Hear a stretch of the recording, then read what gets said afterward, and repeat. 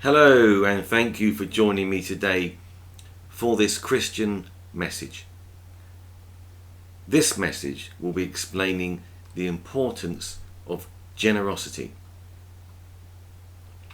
Generosity dwells in our heart as a good part of our character.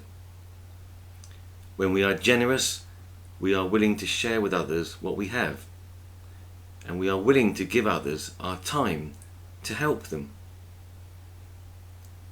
Being selfish is the opposite of generosity. Being selfish is a negative part of our character. When we are selfish, we want to keep everything we have for ourselves, and we don't want to give any of our time to help others.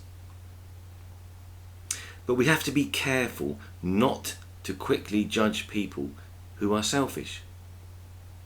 Sometimes selfishness develops in people because other people have taken advantage of their good nature and hurt them. Sometimes selfishness has developed in people because life has been hard and difficult, and they have had to struggle to survive. And sometimes selfishness has developed in people because pains and suffering in the past has hurt them so much there is no room in their heart for generosity. And there will be many other reasons why people become selfish.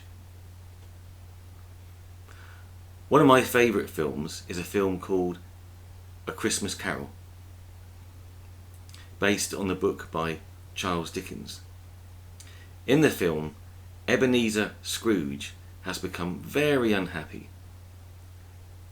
His only sister he loved had died young. He lost the affection of the girl he loved because he had developed a love for money. And more recently, his business partner, Jacob Marley, had died. All that was left for Scrooge was his business of making money. As a result of his love of money, combined with his sadness and grief, Scrooge treated his employee Bob Cratchit badly and disliked Christmas and anyone who celebrated it. Scrooge had reached the point in his life where he would not allow himself to be happy. Selfishness came naturally to him. Helping others was unthinkable for Scrooge. But the film also shows us that as a young man, Scrooge was not like this. His unhappiness and selfishness had developed over time. I share this example to highlight that some people, like Scrooge, for various reasons, lose their ability to be generous over time. I do accept that some people are selfish because that is their character, and they have no cause for this at all. It is just who they are. We are taught in the Holy Bible to be generous and not selfish. It is a theme that runs through the entire Bible and is important to the Lord. An example is from the Bible book of Hebrews chapter 13, verse 16. Do not forget to do good and to share, for with such sacrifices God is well pleased. But it is harder to be generous when we have developed a love for money, when we desire to have more wealth. Jesus teaches us in the Bible book of Matthew chapter 6, verses 19 to 21. Do not lay up for yourselves treasures on earth, where moth and rust destroy, and where thieves break in and steal. But lay up for yourselves treasures in heaven, where neither moth nor rust destroys, and where thieves do not break in and steal. For where your treasure is, there your heart will be also. Treasure in heaven is not earthly wealth. Treasure in heaven shows us what is valuable to the Lord our God. We have treasure in heaven when we have shown love, kindness and mercy, when we have helped those in need. The treasure that we have, whether on earth or heaven, shows how far we are from the Lord or how near we are to the Lord. And it is harder to be generous when our eye is bad. Jesus teaches us in the Bible book of Matthew, chapter 6, verses 22 to 23. The lamp of the body is the eye. If therefore your eye is good, your whole body will be full of light. But if your eye is bad, your whole body will be full of darkness. If therefore the light that is in you is darkness, how great is that darkness? Jesus is not referring to the health of our physical eyes, but the good or bad health of our hearts and minds. What we see through our eyes and experience with our other senses will be interpreted by our hearts and minds, filling us with light or darkness.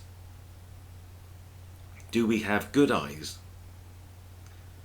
A person with good eyes sees where people are hurting.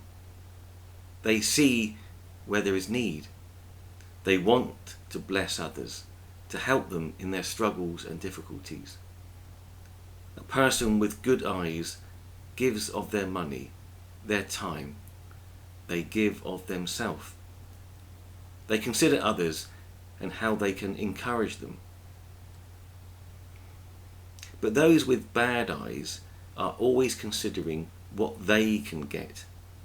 Their eyes are on gaining riches and wealth, and on only serving themselves.